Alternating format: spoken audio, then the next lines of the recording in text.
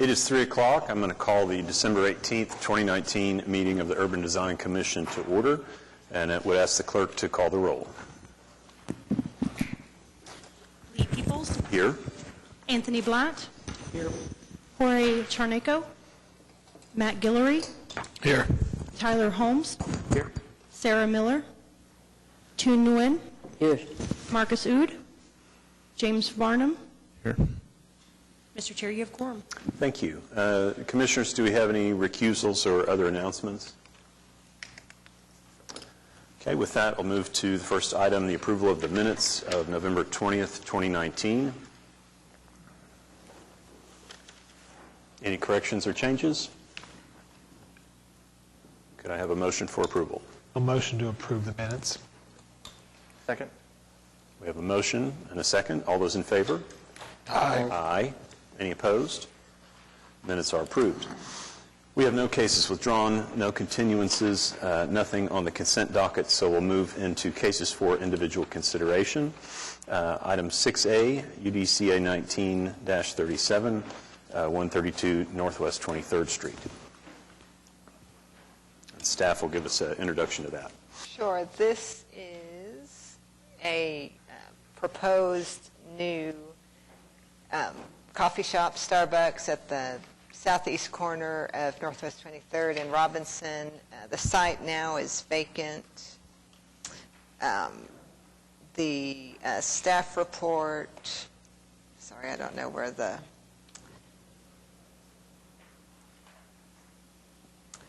staff report identified several issues, mostly related to the site design.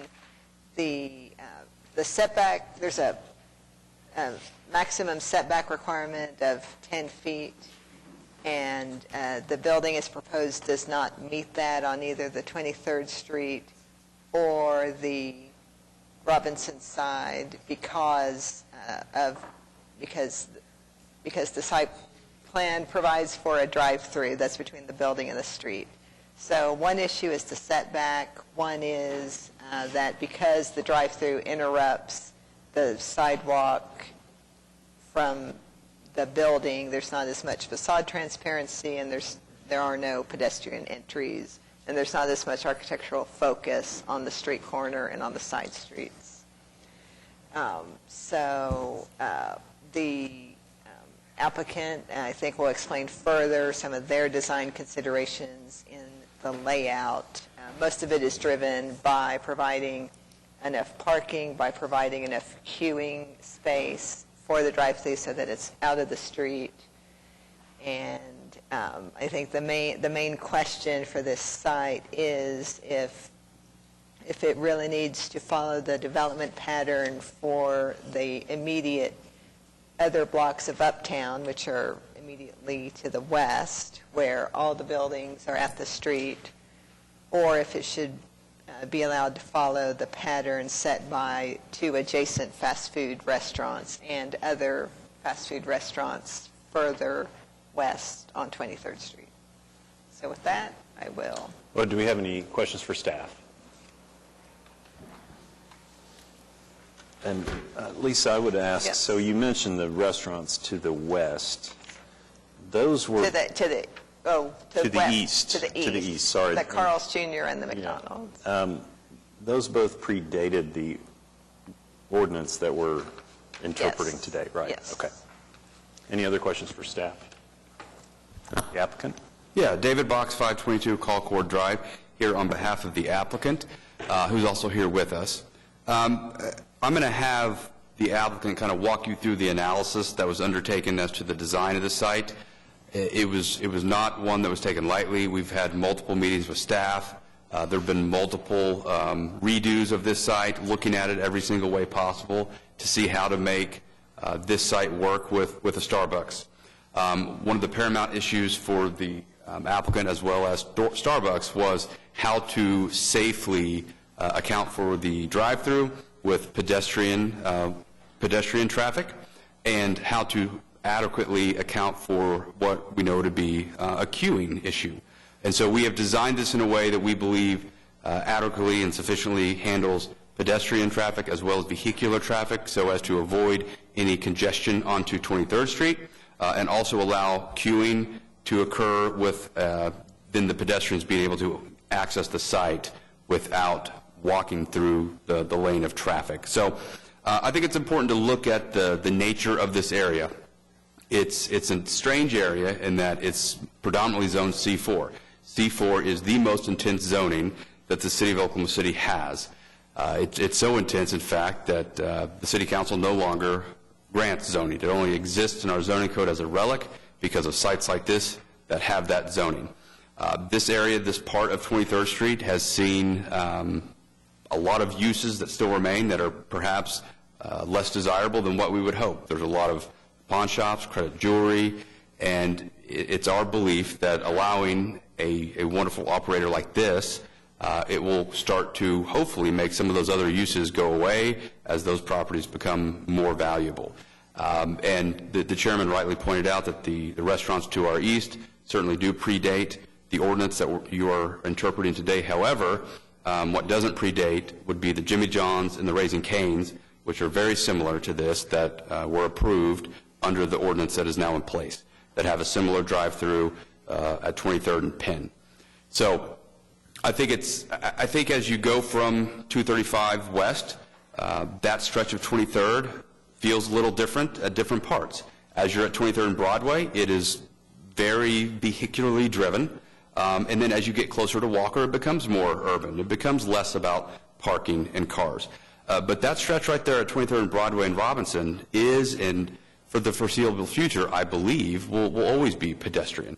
One of the things that vehicular. One of the things that staff had asked us, when you look at the corner, what would be the northwest corner of the building, as originally conceived, it was 2 blank walls. So we've come back in with different treatments on that. We've come in with treatments with a landscape kind of buffer to try to hide some of the queuing that will exist.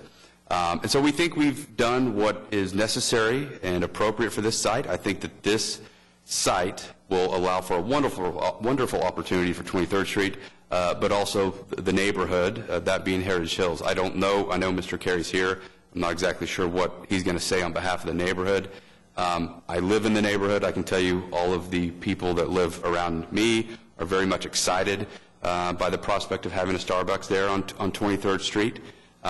So with that, unless there's any questions of me, I'd like Mr. McNeil to walk you through the various aspects of the site design, all the different iterations that it went through, and why ultimately this was what was landed on. Any questions from Mr. Box? You know the history behind C4 zoning, like why that was approved, or just I don't know any backstory on that.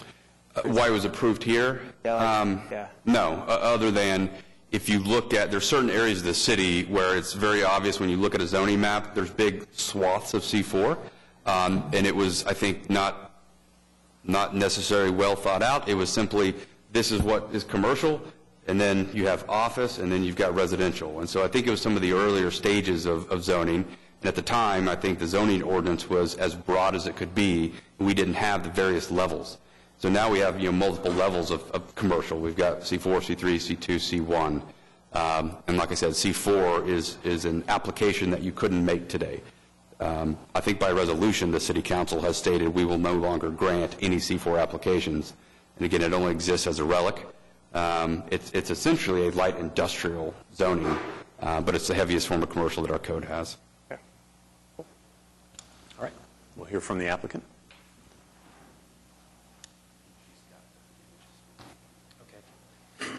Good afternoon. I'm Ryan McNeil with Veritas Development. Thank you for your time this afternoon, and I'm here to answer questions, but first, David thought it might be helpful just to give some history to how we come at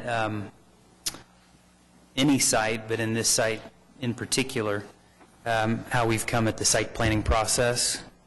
So when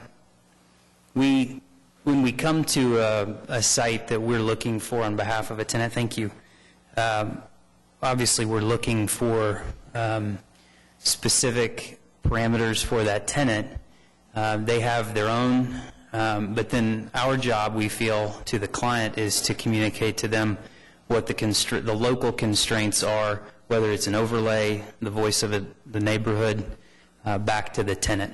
And so when we began this process with Starbucks, we've done over half a dozen Starbucks around the state. We were clear in our communication with them that this was going to be a sensitive area, and that we would need to be mindful in our site planning process of that it would be an iterative process, that we would need to hear from the neighbors. And so we're presenting today, but our intention is to hear more than we've currently been able to from some of the neighbors. So that process has begun, but is continuing. So then when you get to the actual site plan itself that you have in front of you, this is the result of over a dozen, I would say closer to 24 different iterations of a plan to try to come up with the right fit for this specific site. So every site has constraints. Some of those constraints are size constraints, some of them are access constraints, some of them are zoning constraints, some of them are economic constraints.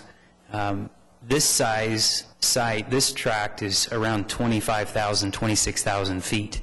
And that's a significant uphill challenge when you're site planning for a user. It automatically kind of defaults a lot of potential users because of by virtue of the small nature of the site. So at 26,000 feet, that's the first thing that presents itself to the developer that's at the site planning stage. So we looked at, as I said, over a dozen, closer to 24, I would say, iterations of the plan. And in our opinion, the most efficient site plan is what makes this site the least vehicular centric.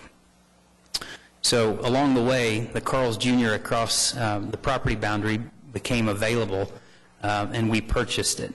And we just evaluated the merits of that investment independent of the Starbucks development, and decided it was a worthwhile purchase, and so we bought it. But we did purchase it with the intent of that giving us a leg up on gaining cross-access to kind of expand, to take some of the pressure off of the size constraints. And so what you're seeing here, we have not fully negotiated this with the tenant, Carl's, but our intent here is to be able to gain more, to make this site larger, to make it less of an impact to the public streets by virtue of that cross-access. So that's something that we're undertaking now, and if we don't have that, it makes this site even more of a challenge for us. So, but that's the site plan that you have before you. And, when we met a few hours ago with folks from Heritage Hills, we talked about things. They made some recommendations to us, and we're going to continue this conversation. Some of those were aesthetic in nature relative to the building elevation. Some of them were access related, but happy to answer any questions. We did put together a photo tour of what exists around the site, and our thesis is here that this, as David said, there are about 95,000 vehicles moving down Broadway Extension just a stone's throw from this site. It seems reasonable to expect that there would be some migration or some progression of focus away from the vehicle and toward the pedestrian as you get further west. But here we're right off of I-235, and I don't see that fact pattern changing. And so we see it as new life, new investment, new blood, and here are our neighbors. As you can see on the screen, we don't have a great deal of new blood that's been invested in the immediate area. There are 5 or 6 payday loan places, liquor store, general store, that all of these structures are very run down, and we would like to change that and bring some new investment to this site. So with that, I'll hand it over to you all, and you can fire away with questions. I forgot to mention, would you please sign in if you haven't already? There's a sign-in sheet there. Yeah. Is it here? It should be on the podium. Yeah. Yes. And then, commissioners, if anyone has any questions, please go ahead.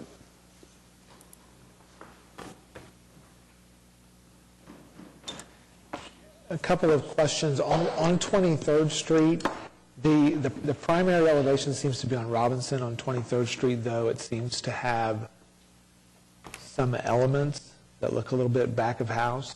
There's an attic, a rooftop access that's fronting on 23rd Street that doesn't seem appropriate. How can we get, I was curious about, I'm seeing other elevations, I'm seeing this skewed.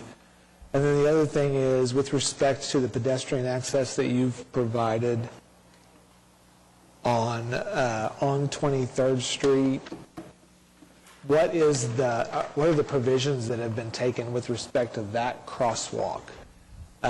Is that an at curb level crosswalk? Is there anything specific to it other than a change in material and a paint color? And then I'm going to be really curious about what everybody else has to say, and might circle back around to some questions. But my main two questions to start off were with respect to that attic or that rooftop access that's on 23rd Street, and then the level of articulation of the crosswalk on 23rd. In the question specific to the crosswalk, if you look behind you on the site plan, are you asking about the crosswalk across 23rd Street or internal on our property? Across the drive-through lane? Yes, yes. Immediately to the west of the ordering kiosk. There appears to be a crosswalk on this rendering. I'm not seeing it in these construction documents as much. Yes. So let me see if I have it where I can hold it up here. Yeah, that one. So this may be easiest so you don't have to crane your neck, but middle, if you think of the curb cut over here to this intersection, so somewhere in the middle we are showing a pedestrian cross. Is that at grade? Is that at street level, or is it up at curb level? And how is it articulated with respect to if an individual comes to that, how are they getting into the main portion of the site? So let me answer your question the long way around. In my mind, we've sat and watched a lot of patrons come through Starbucks drive-thrus over the years. This is a safer pedestrian access point because folks in the queue, they're looking down at their phones. And so if a mother with a child is crossing this one, that gets me less enthusiastic and more concerned. This one, I think, is intended to alleviate that, and it's intentionally in front of the car and after the drive-through pickup window so that as their eyes are up, they're looking at that point of cross of access for the pedestrian. But we do show this here, and it would tie in. I think the current design intent is it would be tied into to the sidewalk, and it would comply with the code to do that with ADA. It's just not my preferred path for the patron to get to the store. So it's down at the street level? Yes. Okay. All right.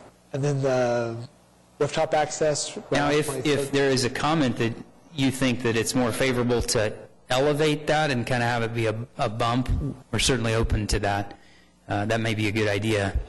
I was just curious what is being provided there or proposed, just in order to provide some comment. Like I said, I'm going to listen to everybody speak. Sure. But also with respect to the ladder access that is on 23rd Street, if you look at some of the perspective renderings, it appears that there's a ladder that is... Yeah, there's a roof access ladder. Yeah. The roof access ladder, we think that we can move that internal. All right, thank you. And I'm happy to yield the floor to anybody that would like to speak, or I can come back for questions. Well, let's see if any commissioners have any questions, and then we can open it up. Any other questions for the applicant? How long is your drive-through lane on this? We have to meet 8 cars queuing to the menu board. That's a city code requirement. Yeah. Or is it the Starbucks? It's at least a Starbucks requirement. I'm going to put Chris George from our team on the spot here. Chris, do you know the linear... It's 115 feet.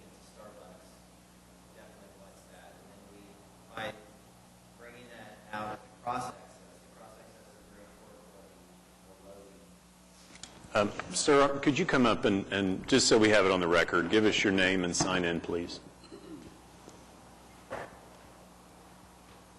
And this metric he's going to give you will be from the center of the drive-through pickup window to the ordering menu board. Make sure you point that out. Yeah. So that we're- So right here is the pickup window. I wish I could zoom, but if you, the middle of the hand is floating over the pickup window, 115 foot, you say? And that would be back to the ordering board, which is on that legend. It's not G, it's H, I believe. No, it's J. So right here. So it's, I'm just estimating another 100 foot back to the entry of that queuing lane, so 215 feet. In the requirements that you'll have, is that additional 100 feet going, is that any requirement by Starbucks?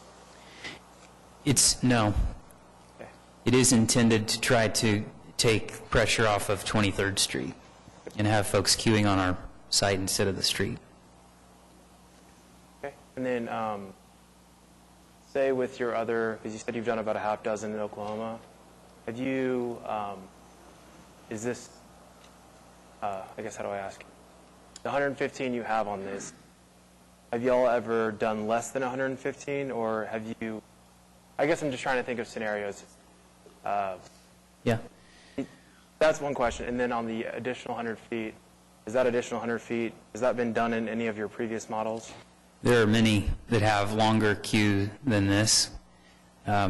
There is one that I'm aware of that has a shorter queue. It's in Norman at University Town Center, if you Google that. We looked at that with planning and the Uptown folks. The issue with that is that if there is a queuing problem there, it doesn't queue off onto a street like 23rd. It's queuing into a neighboring shopping center property.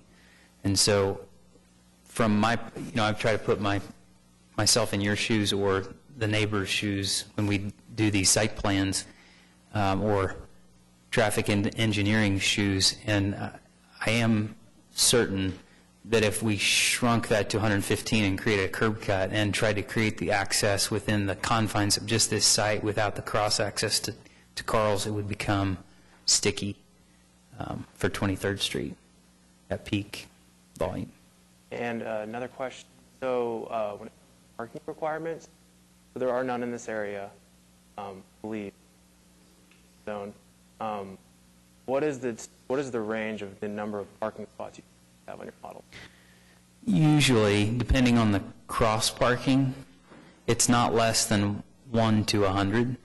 So 22 cars, 21, 22 cars in this case for the tenant. So the city will have their code, but the tenant often will have a more onerous. That's not the case here because they acknowledge that the drive-through relieves some of that pressure. Okay, all my question. Any other commissioners? You mentioned a couple of times about the cross use with the Carl's Jr. property. I wasn't really clear on exactly two things. Sure. What's the plan there, and secondly, where are you in that process? Yes. So we acknowledge we've taken a bit of a risk here by moving forward with a site plan that assumes the cross access. We do not have it yet. We own the property, but the lease that's in place is a lease to the 4 points or 4 corners of the property. And so it's not just the building structure. So they have, they will have a veto. It's a negotiated process, and their response has been, let's negotiate. And so we're in the period of negotiation on what payment will be made to obtain cross access. Ryan, correct me if I'm wrong, but in so doing, what you're showing here has actually eliminated a curb cut from 23rd Street and forced the access from That's 23rd correct. to the existing Carl's. That's right. Okay. Is that clear to everybody that we don't have a curb cut on 23rd on the current property? It's benefiting from the curb cut existing next door. Okay. Any indication of what the time frame may be on negotiating that? Oh, I think it's measured in days or weeks, not months. Okay. And what's the length of that remaining lease if that negotiation doesn't go well? Yeah, there's two answers to that question. The lease, my memory has about 10 years left, but they have options to extend the lease. So it could be, I think they have, well, I probably shouldn't discuss. They have several options to extend. Thanks. Yeah. Any other questions from the commission?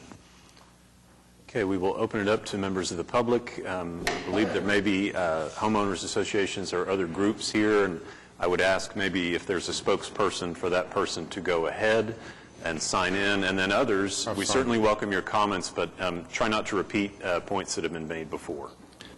My name is Bill Carey. I live at 326 Northwest 16th in Heritage Hills. I'm president of HPI, which is the governing board of the Heritage Hills neighborhood. We think this could be a very positive development for our area. But we have some very large concerns, mainly the traffic that it may generate, not only in the neighborhood, but the additional traffic on 23rd Street. Those loads are large, but we have met with the developer, and we've got a good conversation going. We are very concerned about the traffic coming out of the property, say people coming down, getting off Broadway Extension, getting on 23rd, coming into the property, going through the queue and the drive-through, and then they're going downtown. To the primary example, they're going to want to go down Robinson.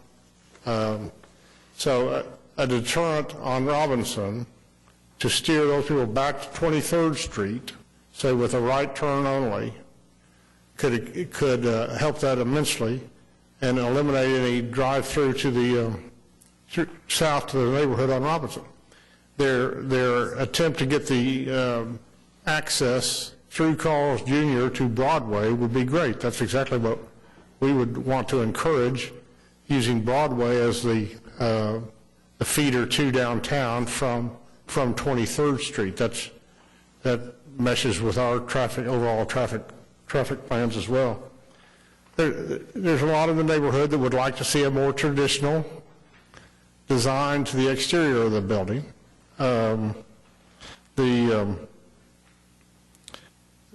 We've emphasized a lot of landscaping. We'd like to see a lot of landscaping. The other thing is we'd like to, most of our people, our neighbors, will want to walk to the Starbucks, and I think they're going to think it's a wonderful enhancement of the neighborhood. We'd like to see their design really encourage that as well, not only when they get to the Starbucks, but getting them there. Say at 22nd Street, a crosswalk, designated crosswalk might help, something like that. But we just want to encourage pedestrian traffic as well as managing the automobile traffic.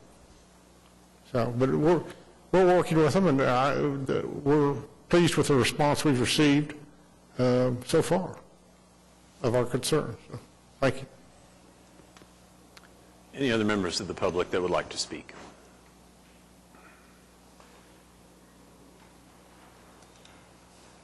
Please sign in and give us your name and address. Did. My name is Riley Bailey. I'm at 2620 Northwest 33rd Street. I'm the executive director for Uptown 23rd District Association. Uptown has seen a vast amount of new investment and revitalization in the recent years. It continues to grow and sustain itself as an exciting commercial and entertainment district with restaurant and bars all over the place. They are accessible to vehicles, pedestrians, and cyclists. From the 2017 GEO bond, the city has allocated $3.5 million to be invested into Uptown for street enhancements, resurfacing, etc. That will begin later next year. And then also last month, we were successful with support of property owners in establishing our business improvement district, which will allow the district to sustain itself and give us a leg up on just being a leading force in the continued revitalization. And so our goal is to strive for a progressive and versatile district that's able to serve everyone. We are pro-development for Uptown, 100%.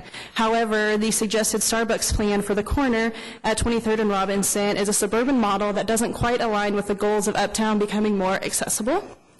The site plan emphasizes vehicular traffic with minimal windows or front doors that face 23rd and Robinson. So the regulations and guidelines of the urban design district were put in place to enhance and protect the urban environment. And on behalf of the Uptown 23rd District Association and its board of directors, I would ask that you would stay firm in the set guidelines and not make exceptions for a suburban model in an urban design district. Respectfully, we ask that you would give the developer an opportunity to present a plan that reflects the urban character of this area. And we have met with the developer, and we had good conversations with them and the city staff, but we have yet to see a revised plan. So, thank you. Thank you. Any other members of the public that would like to speak to this?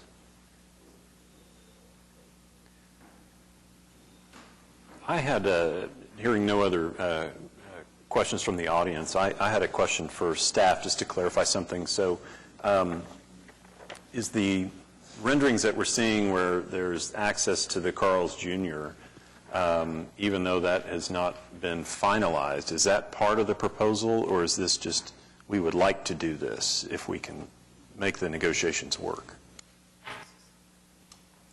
You are being asked to approve this site plan with the accesses shown, and then if they can't achieve them, they'll have to come back. But the curb cut onto 23rd exists. I don't remember if there's already access across the properties.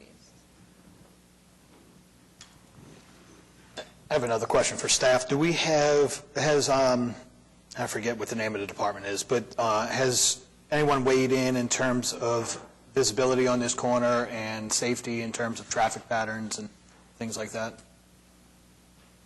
I don't believe traffic has seen it, but there are established design distances between curb cuts, and as long as those are met, I don't think they'll see it. They'll see it at permit stage to make sure it doesn't interfere with the site triangle. And that's a very good point. For the comments that were made about traffic and increasing vehicles through the neighborhood and that sort of thing, that is not something that we can act on at this board. It would have to be through the Traffic Commission and through the permitting process.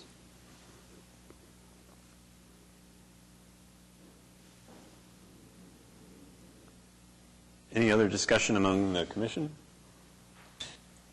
And I recognize your point that this is, the traffic pattern is not our bailiwick there, but this is an intersection I use constantly, and one thing that happens routinely is the traffic on 23rd heading eastbound backs up so far from the light at Broadway and 23rd that it blocks the northbound traffic on Robinson through several light cycles. So as you're feeding the Starbucks drive-through traffic back into that Robinson, you might be creating some sort of weird feedback loop. Yeah, and if I remember correctly, Robinson is one way here. We've got a median, yes. So there's really no way out. Yeah, it's kind of forcing them back into that choke point that I was describing. Yeah. Some of the comments on traffic in the area, I do think it is an idea to talk about. But another thing is probably beginning to focus this more on pedestrian traffic as well. I think that actually long-term could ease, or at least provide options for people to access the site. And so with this being the intersection of 23rd and Robinson, development patterns are one thing, but, some of it is there's just an opportunity here. And to put the window and then the actual it appears to be the trash cans. Trash cans appear to be on the north side or the back of the house, and then the west side is typically the other angle of back of the house. And then the southeast corner is really that, I mean, it's the rendering you showed. I feel like it would be an opportunity missed if this just wouldn't be oriented in a 180-degree fashion and putting the patio on the corner. And then since this site is much larger than most, and as you'd mentioned, you typically don't have that 100-foot buffer to the east of where the drive-through window is. I mean, I think you have adequate space that happens. So unless there's anything else presented by the commissioners, I see no way that this is actually even attempted at being urban in any way. So I will say and admit that it's a little bit of a, if Starbucks' name wasn't on this, this wouldn't probably be as big of an issue if it was a local coffee shop. I feel like it could change it, but everybody loves Starbucks. So I don't think that name should carry any weight. And if anything, you know, I think I've said what I had to say, but I think this should be explored to become a little bit more urban. So it can be done.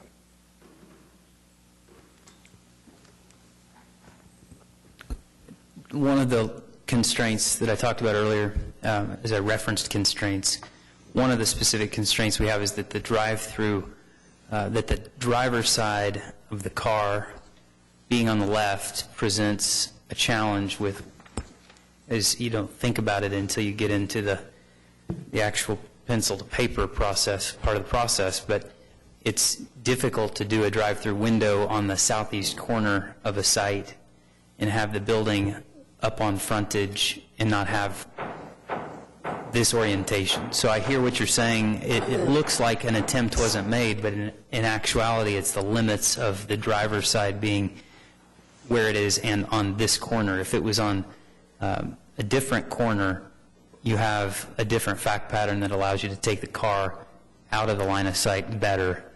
A couple of other versions of this plan that we did rotate the building.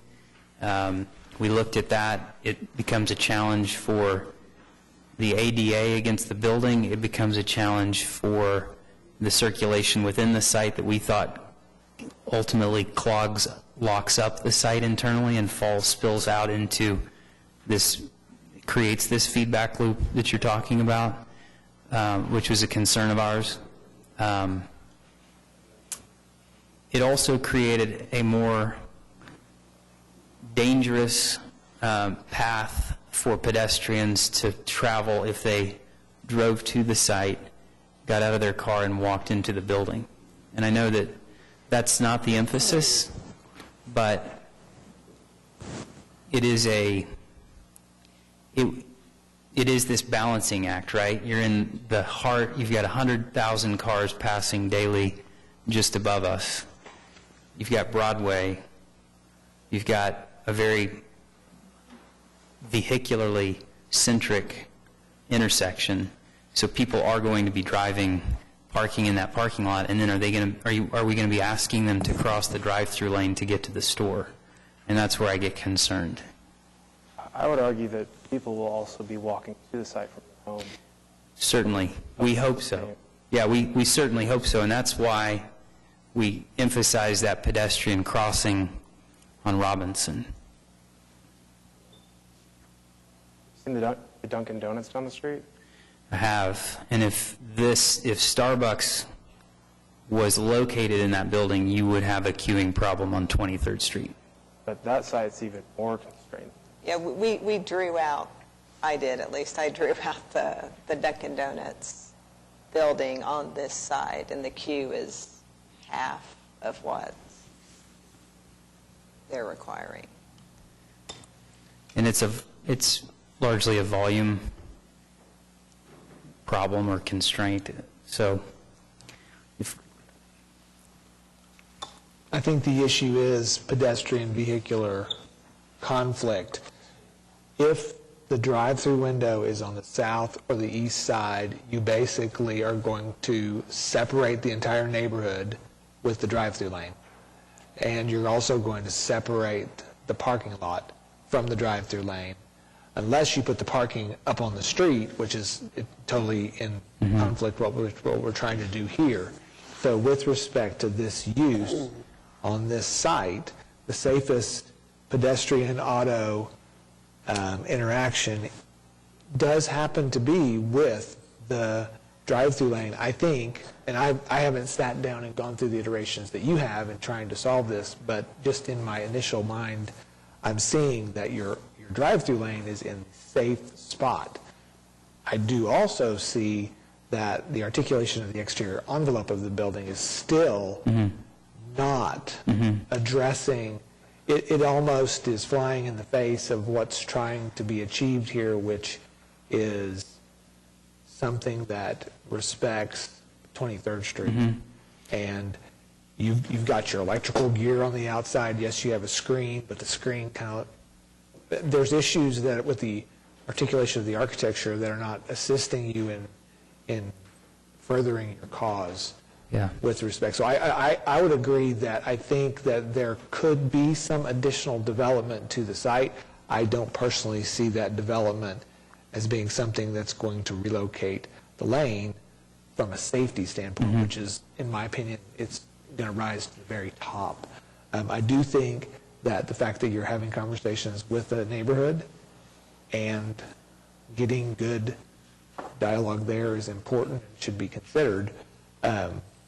My feeling with respect to the site is that the elevations still, if in the event that you cannot meet the standards and you're relating more to the eastern side towards the highway, that the articulation of the exterior of the building should be elevated to address the deficit that's being created by the site planning. And are you saying elevated from a qualitative standpoint or a quantitative, higher? Qualitative. Qualitative. The quality level. Okay. You know, you not having the roof access on the Right. north side, not having your electrical. I realize it's a prototype. I respect the fact that it's a prototype. You're trying to work within an existing envelope, but the elements that are presenting themselves on the primary streetscape are back-of-house elements. This is true, and this is, so let me just, if I could speak to that a little bit, I think there are ways that we can still improve on the presentation of that facade, moving the ladder internal, other things to perhaps screen or make the elevation more consistent with what you're asking for, and I think the neighbors are asking us to do that as well. Any Starbucks, so this is another peeling, of the onion, another layer. Like you said, it's a prototype issue. So their production, so when you fix the point of where the drive-through takeout window is, it fixes other points of operational design. So I'm hopeful that we can convince Starbucks that we can present that north-facing facade in a different way that looks more like storefront. Because if we can't, I know that they can't change their operational layout. So that's what we're going to be left with trying to solve for, if that makes sense.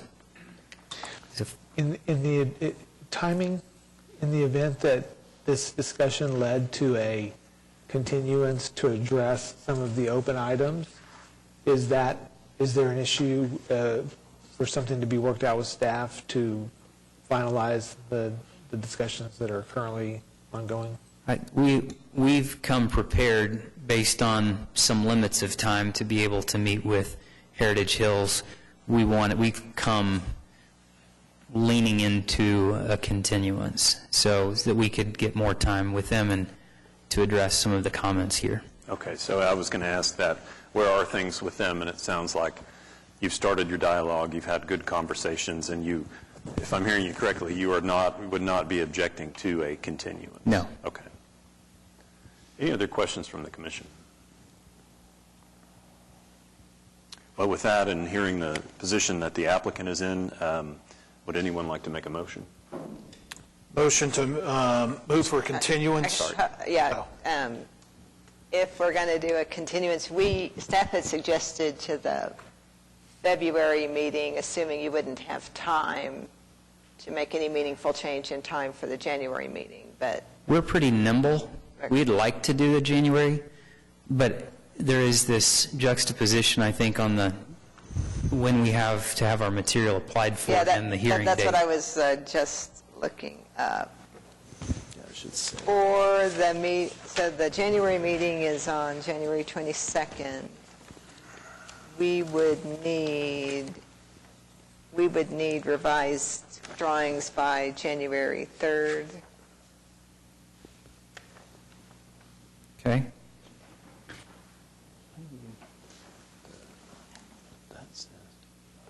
Who does Christmas?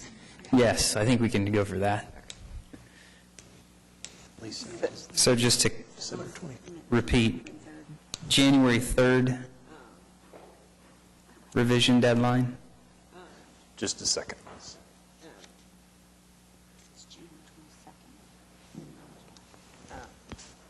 We're giving him, I'm suggesting Oh. giving him a little extra. Okay, that's fine, that's fine.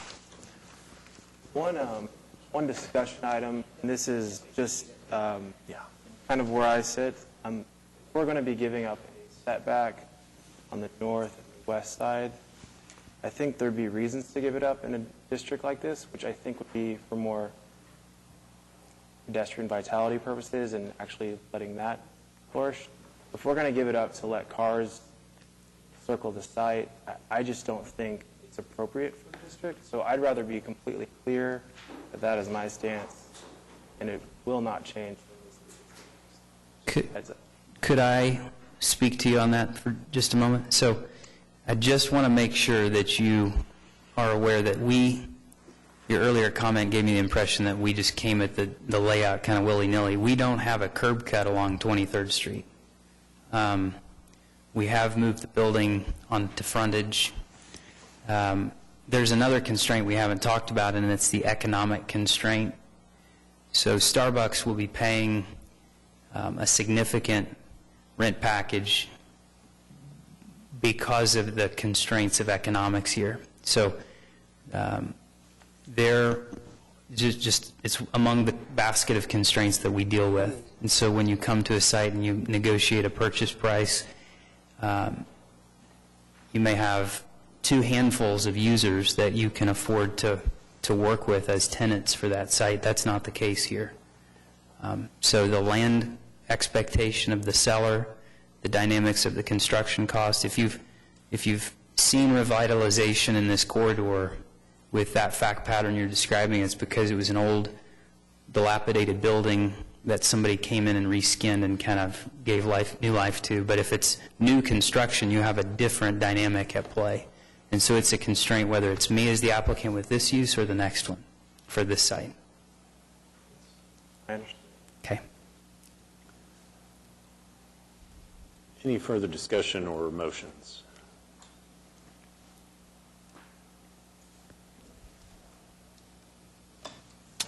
Make a motion to move for a continuance to give the applicant time to continue discussions with the neighborhood association and with the Uptown 23rd district, and to address any improvements, aesthetic improvements that can be made to the design itself. We have a motion to and this is to the January meeting? If you think you can make the January meeting, yes. I'll second that. We have a motion and a second. All those in favor? Aye. Aye. Any opposed? Okay, thank you. We appreciate your patience. Next item on the agenda is item 6B, UDCA 19-38, 3921 North Lincoln Boulevard.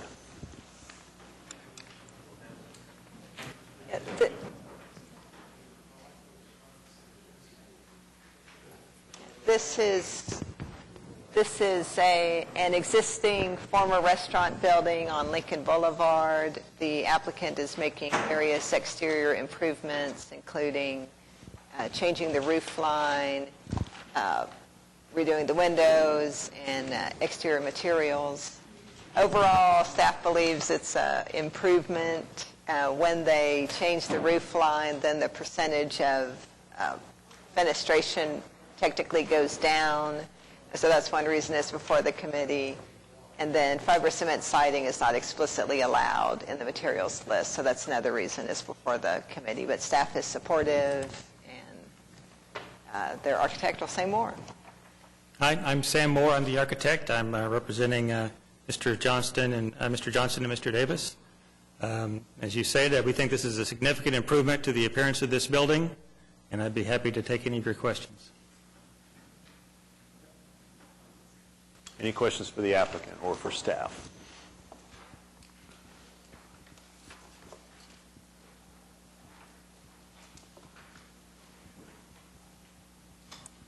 I see the intended use is eating establishment. Do you have a tenant already lined up? Yes, Mr. Johnson.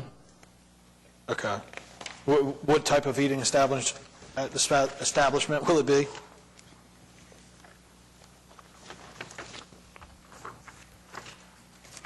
Sir, if you would, please sign in and give us your name.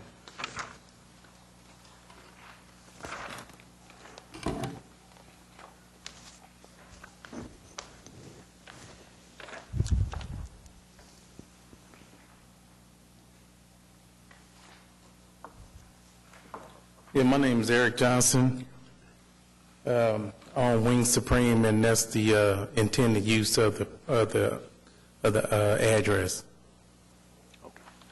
Thank you. Any other questions from the commission? Any discussion, commissioners?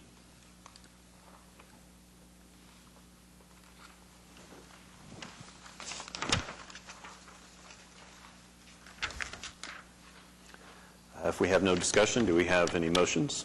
I'll move to approve the application on the basis that the project meets the regulations and guidelines of the Urban Design Overlay District zoning ordinance as referenced in section C and D of the staff report. We have a motion by Blatt. Do we have a second? I second. Second by Nguyen. All those in favor? Aye. Any opposed? All right, you're approved. Thank you very much. We move on to other business 7A. This is SPUD-1176, 1129 Northwest 26th Street. The staff will give us an overview. The commission is being asked to make a recommendation to Planning Commission on this rezoning. It's for a SPUD on 26th Street, just right across the street from Super Cowwin. And staff has worked back and forth with the applicant over several iterations of the master design statement to make sure that the project remains in urban design review. So this application is allowing the use and the site layout, but the individual buildings will have to come back for a CA when they're to that stage. We've worked back and forth on several improvements to the parking layout and to the setbacks. And I'll let the applicant take it from there unless you have questions for me. Thanks. Please sign in and give us your name. Good afternoon. Klaus Raymond Phillip. I'm representing Nathan Cowell from Omega Investment. He is the owner. And we filed a SPUD. We want to do a multifamily project across from Super Cow. And as Lisa described, we've been working back and forth with staff. We intend to keep the project in the urban design overlay so that when we do go through the SPUD process and kind of work out the design for the building, which I think in your packet you've got a rendering, so that's pretty close to what we plan on doing, but we haven't fully, designed out the project until we go through the SPUD process. But so we kind of work through some buffer. We want to keep it in the urban design, as I mentioned. So we will be back with the actual project for your review. You mentioned should we be approved? You mentioned a rendering. Are you referring to that site plan, or was no? And you might not have it because I actually printed this off because. I don't think we have it, Klaus. Yeah, I printed a few extras. This is washed out. The blue ink is out.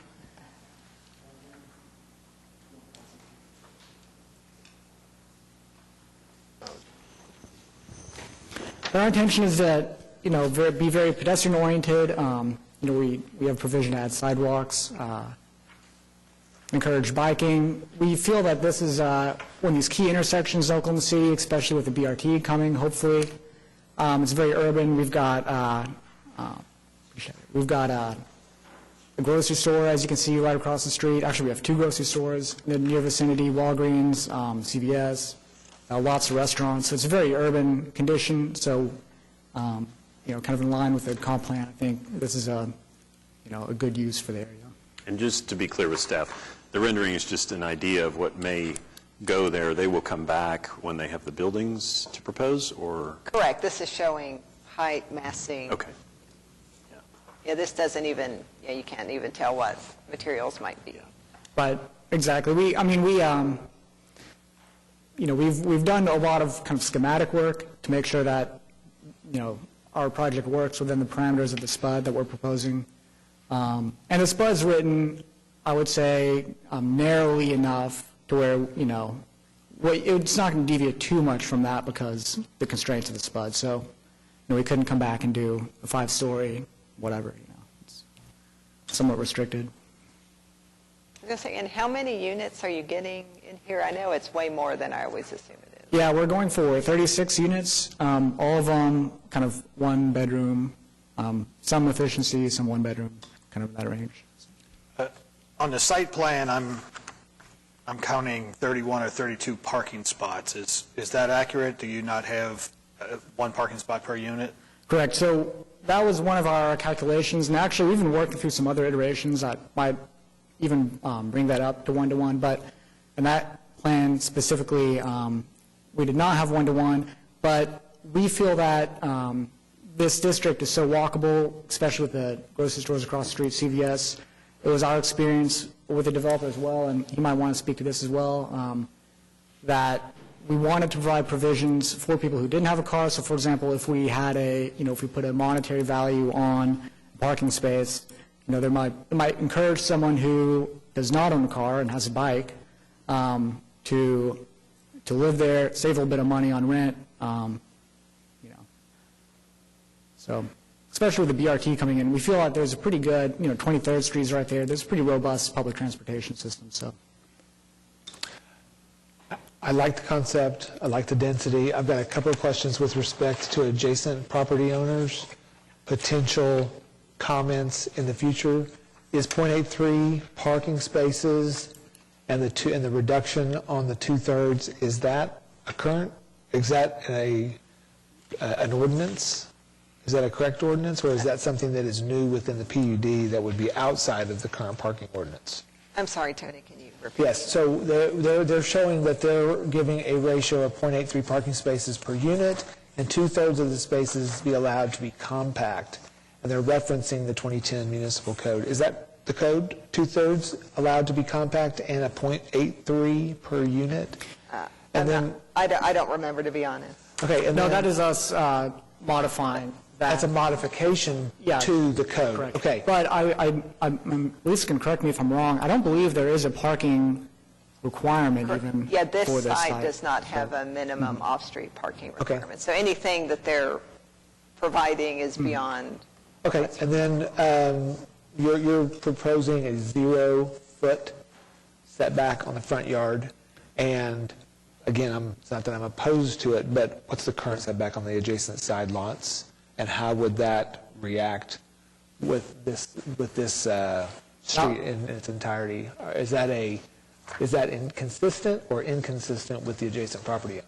I would say I think the adjacent are closer to 15 feet. However, that was in speaking with Michael Filbert, who was the staff person that we were working with through a lot of these issues, was actually encouraged under this neighborhood business district guidelines, the UD, they were saying that actually 0-foot setback, or right up to the, you're encouraged to build up to the property line essentially.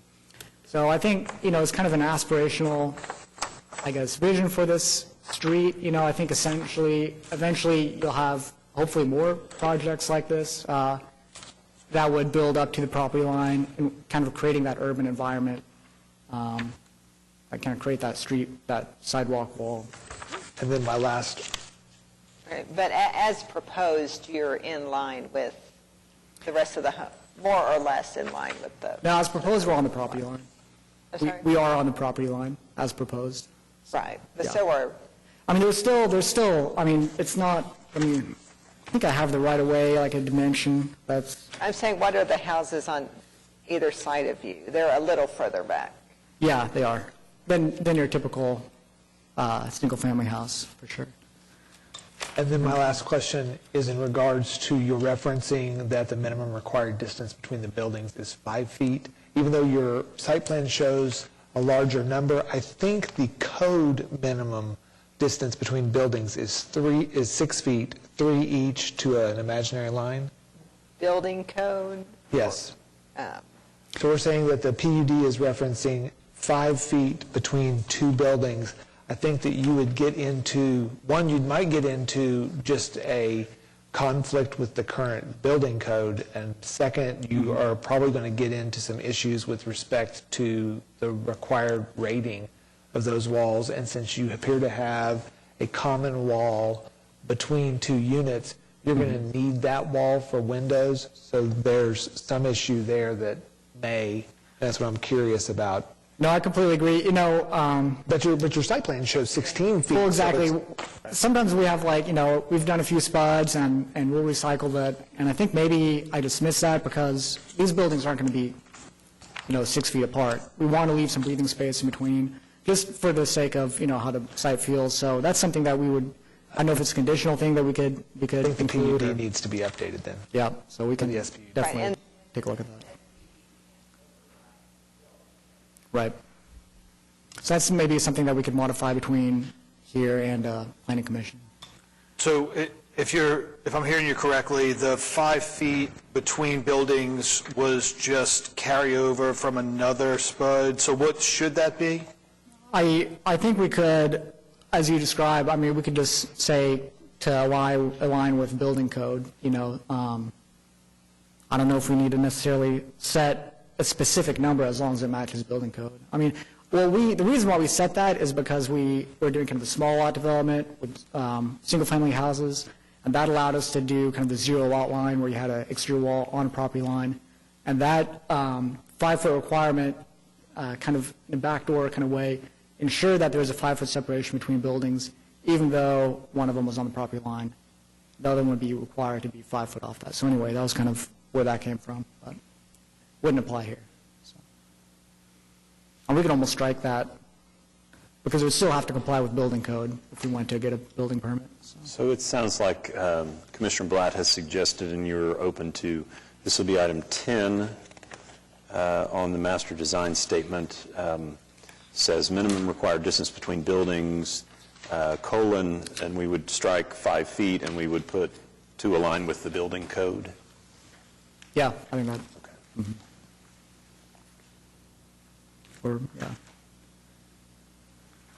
Any other comments or questions from the commission? Could you speak to item number 6, the maximum lot coverage, 100%? Yeah, that's, we kind of went back and forth on that as well. We had it lower, but I think there's a little bit of, you know, some people consider circulation building coverage. I think sometimes it's not. So to make sure that we were maintaining, you know, that there was site plan work with the SPUD, we had it at 100 to give us some flexibility there as far as the parking and the drives are concerned. I think the issue that you're going to get into there is if you're going to meet the landscaping code, then you're not going to have 100% coverage on the site. So those two items are in conflict. It can be addressed the same way, contingent upon meeting the requirements of or some kind of language. But I just think that the SPUD should not have any item listed that would be in conflict with another item, conflict with ordinance, or conflict with code. And all of those, I'm sure, could be worked out with staff moving forward. It's not that the concept of the SPUD, I don't personally have any issues with the concept of the SPUD. I think it's solid. I think that it's just the nuances of the way that it's articulated. Sure. Yeah. And we'd be happy to work with staff on any remaining, you know, hiccups. So they've been good to work with so far. So if we certainly could have further discussion, but if we have a motion we would want to put language in there if, let's say, we're recommending for approval, subject to one final review by staff. Any other discussion or motion?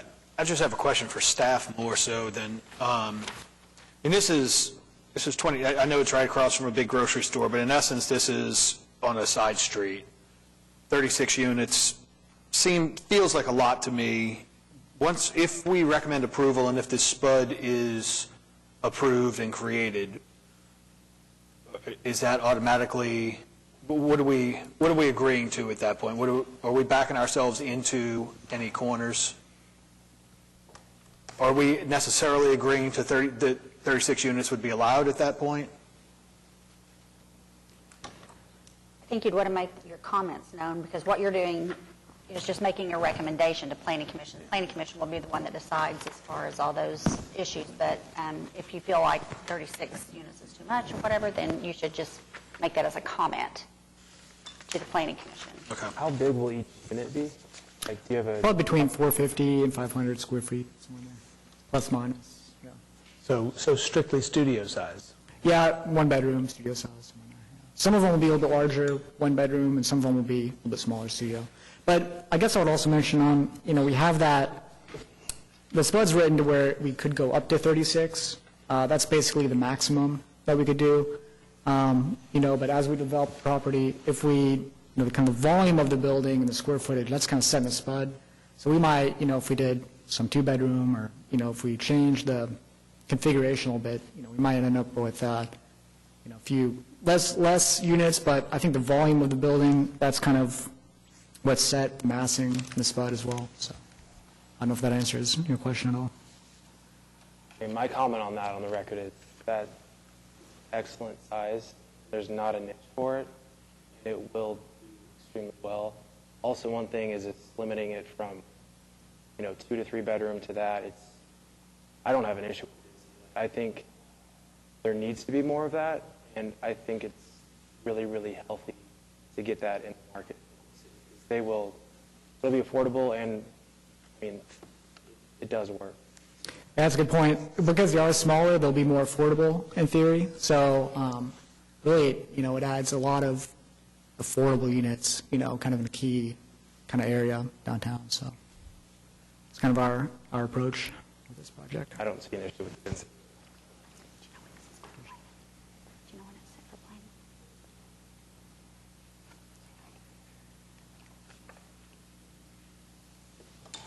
I was going to make a point. One, obviously, I think density was the first question staff asked, and one way they've mitigated it is, the buildings are toward the front of the lot, so they're not looming over the properties to the north. They've provided most of the parking they could logically need, all the landscaping they're required to have. They've sited the dumpster away from the properties to the north. Yeah, a couple key kind of concessions that we made with staff is if you look on the site plan, there's a 5-foot landscape buffer to the north.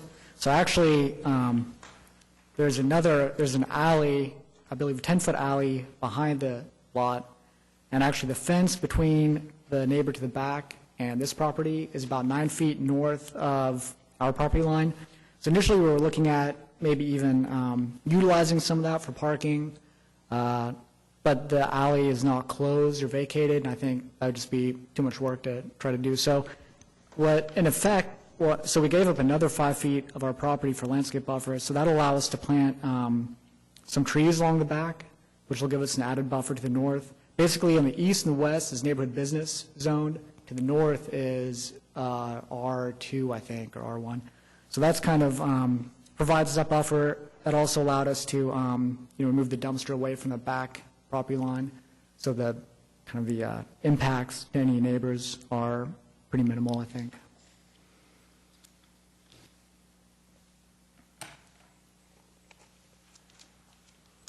Just for the record, staff might also look at the size of the parking spaces to make sure that it complies with the current ordinance of, because I see 7.6 by 15, that's compact, but when we get into 18 by 8.6, is that considered within the standard? And if not, do we have 100% of these being undersized. And that goes back to, I wish this was my development. I think it's really great layout, and I look forward to it being done. I just think the language associated with the SPUD needs to be well aligned with the ordinances. I'll make sure that there are no kind of internal conflicts with the language. Any other discussion or potential motion? I'll make a motion to provide a recommendation of approval to the Planning Commission on the basis that the project meets the regulations and guidelines of the Urban Design Overlay District zoning ordinances referenced in Section C of the staff report, contingent upon one final review with staff to confirm that all aspects of the SPUD are in compliance with current codes, ordinances, and the authority of jurisdiction. Before we move to a second, did that address the issue you brought up with number of units? Yeah, I think so. Okay. We have a motion. Do we have a second? I'll second. Motion by Blatt, a second by Uday. All those in favor? Aye. Any opposed? All right. That is recommended to Planning Commission for approval with those conditions. All right, appreciate it. Okay, moving on to the agenda, we have 3 administrative approvals. Those are just communications. Would any commissioner like any discussion of those items? Okay, hearing nothing. Do we have any comments from planning staff? No, it looks like we will have a January 22nd meeting. Okay. Comments from commissioners? Well, I would like to thank Lisa for all of her hard work. I understand this may be your last meeting unless we can draw you back in somehow. Yes, this is probably my last meeting. As long as Michael doesn't go out of town. Yeah, and the job posting for my old position is online. If you know anybody who you think would make a good candidate, have them check it out. Thank you very much, Lisa.